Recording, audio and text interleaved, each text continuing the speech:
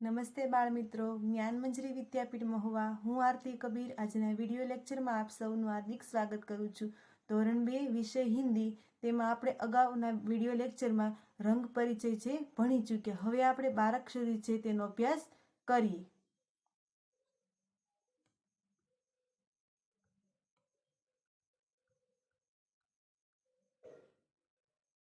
બારાખડી हिंदी में શું કહેવાય? બારાખડી. બારાખડી. पढ़ो और अपनी कापी में लिखो.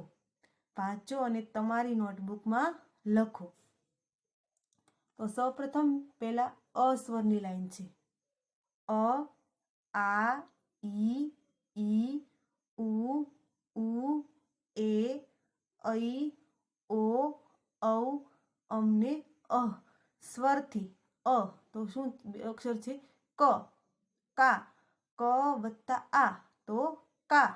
કી તો ક વત્તા હસ્વ ઈ બરાબર કી. તો આપણે તેને પહેલા ઉદાહરણ જોઈએ.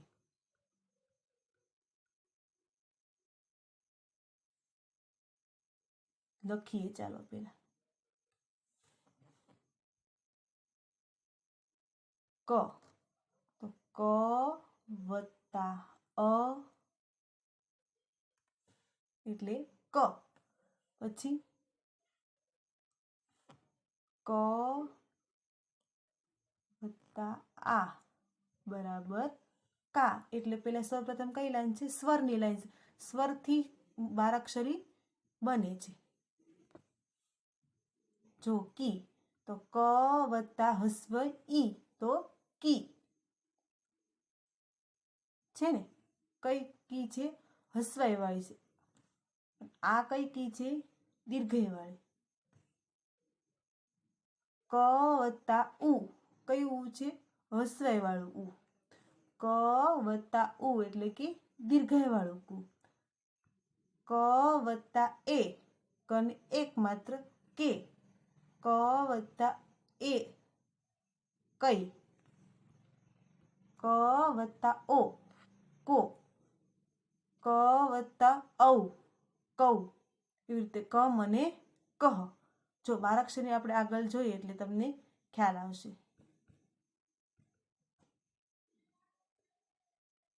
પહેલી લાઈન છે સ્વરની લાઈન. બધા સ્વર આપેલા છે. અ, આ, ઈ, ઉ, એ, ઐ, ઓ, ઔ, અમ ને અહ. હવે કઈ લાઈન છે? કની લાઈન છે.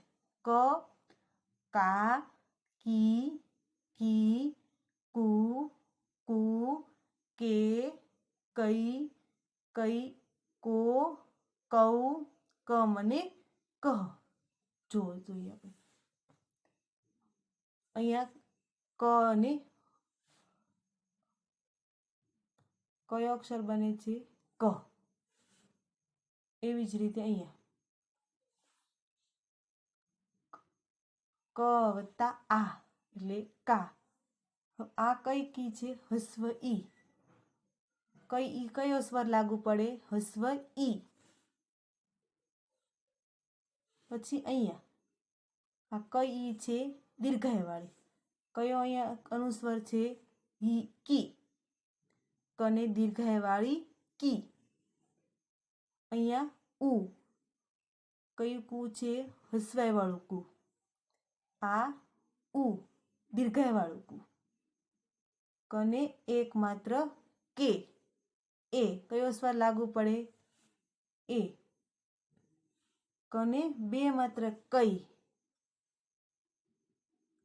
કને કાનો માત્ર કો. કને કાનો અને માત્ર બંને લાગુ પડે ત્યારે શું બને? કો. કને કાનો બે માત્ર કૌ. કને માથે મીંડું કમ. કયો સ્વર છે? અમ સ્વર. હવે બીજી લાઈન ખની લાઈન. ખ, ખા, ખી, ખુ, ખે, ખઈ, ખો, ખૌ, ખમ અને ખહ. જો બાજુમાં માત્ર હોય ત્યારે કયો શું કહેવાય? ખા. પછી હસ્વાઈ હોય ત્યારે ખી. દીર્ઘાઈ હોય ત્યારે ખી. પણ હસવાઈવાળી હોય ત્યારે આવી રીતે લખાય અને દીર્ઘાઈવાળી હોય ત્યારે આવી રીતે લખાય. અહીંયા કયું ખૂ છે? હસવાઈવાળું ખૂ. કયું છે? હસવાઈવાળું. આમ હોય ત્યારે કયું ખૂ કહેવાય? હસવાઈવાળું. અને આમ હોય ત્યારે દીર્ઘાઈવાળું. પછી આને એક માત્ર છે કે બે માત્ર? તો કે એક માત્ર. આમ આપેલું હોય ત્યારે એક માત્ર અને આ બે માત્ર હોય ત્યારે શું કહેવાય? ખઈ. ખે, ખઈ, ખો, ખવ, ખમ અને ખ. પહેલા આપણે માત્ર જોઈએ.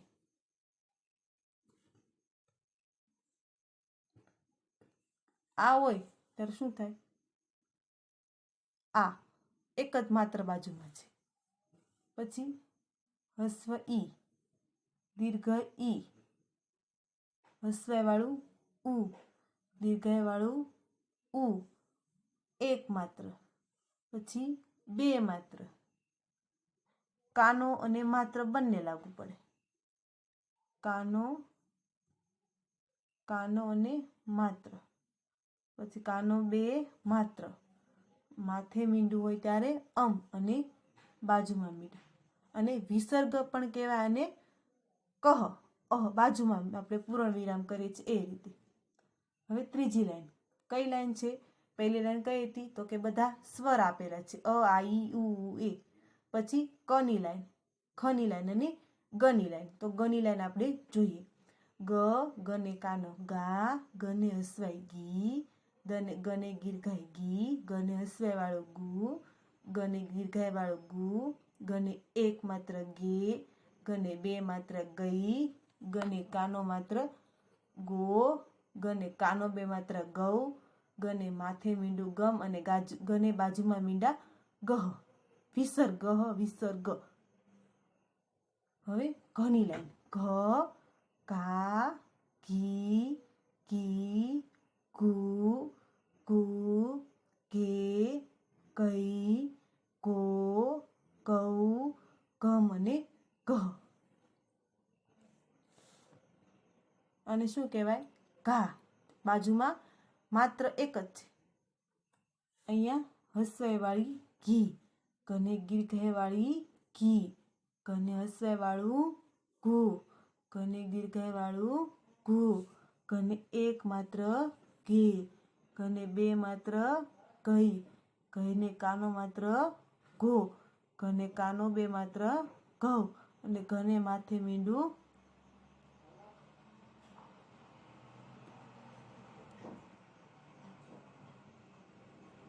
ઘને માથે મીંડું ઘમ અને ઘને બાજુમાં મીંડા ઘ. હવે ચ. ચ, ચા, ચી, ચી, ચૂ, ચૂ, ચે, ચઈ, ચો, ચૌ, ચમ અને ચ. એવી રીતે છ. છ, છા, છી, છી. પછી આ છું, દીર્ઘાઈવાળું છું, એક માત્ર, બે માત્ર, કાનો માત્ર છો, છૌ, છમ અને છ. જ, જા, જી, જી, જુ, જુ, જે, જઈ, જો, જવ અને જ. જને કાંઈ નહીં જ, જને કાનો જા, જને હસવાય જી, જને દીર્ઘાય જી, જને હસવાઈવાળું જુ, જને દીર્ઘાઈવાળું જુ, જને એક માત્ર જે, જને બે માત્ર જઈ, જને કાનો માત્ર જો, જને કાનો બે માત્ર જવ, જને માથે મીંડું જમ, જને બાજુમાં બે મીંડા જ, આગળ બે મીંડા જ. એવી રીતે પણ આપણે બોલીએ છીએ. હવે પછી કયો જ છે? આ જમરૂખનો જની આપણે લાઈન શીખ્યા. હવે જબલાનો જ. કઈ લાઈન છે? જબલાનો જ. જ, જા, જી, જી, જો, દીર્ઘાઈવાળી જી. આ હસવાઈ. માત્ર અહીંયા એટલો જ ડિફરન્સ છે કે આને હસવાઈવાળી કહેવાય અને દીર્ઘાઈવાળી કહેવાય. આને હસવાઈવાળું કહેવાય અને દીર્ઘાયવાળું કહેવાય. આને એક માત્ર અને બે માત્ર. આને કાનો માત્ર, આને કાનો બે માત્ર. ઓલા બાજુનું સ્વર છે એમાં તો માથે મીંડું એમ જ આવશે. હવે પછી કયો મૂળ અક્ષર આવે છે? ટ. ટ, ટા, ટી, ટી, ટુ, ટુ, ટે, ટઈ, ટો, ટૌ, ટમ અને ટહ. ઠ, ઠા, ઠી, ઠી, ઠું, ઠું, ઠે, ઠઈ, ઠો, ઠૌ, ઠમ અને ઠહ. ડ, ડા, ડી, ડી, ડુ, ડુ, ડે, ડઈ, ડો, ડવ ને ડહ. ઢ, ઢા, ઢી, ઢી, ઢૂ, ઢૂ, ઢે, ઢઈ, ઢો, ઢવ અને ઢમ, ઢહ. અણ, અણા, અણી, અણી, અણુ, અણુ, અણે, અણી, આવી રીતે. હવે આપણે સ્વર ફરીથી એક સ્વર સમજી લઈએ. સ્વરની લાઈન સમજાઈ જશે એટલે 12 અક્ષરી આખી તમને આવડી જશે. આ એક કની લાઈન સમજી લઈએ. ક વત્તા આ બરાબર કા. પછી ક વત્તા ઈ બરાબર કી. આવી રીતે અ, આ, ઈ, ઉ, એ, ઐ, ઓ, ઔ, અમ ને અહ સ્વર પાક્કા થઈ જશે એટલે 12 અક્ષરી આપમેળે આપણને આવડી જશે. તો આ હોમવર્કમાં તમારે અ થી અણ સુધી તમારી નોટબુકમાં લખી અને ગૃહ કાર્યમાં મોકલવાનું છે. ઓકે, આ વિડીયો જોઈ તમે સમજાશો. અને હવે આગળના વિડીયો લેક્ચરમાં જ્યારે આપણે મળીએ ત્યારે અધૂરી 12 અક્ષરી પૂર્ણ કરીશું. Okay, thank you, bye bye.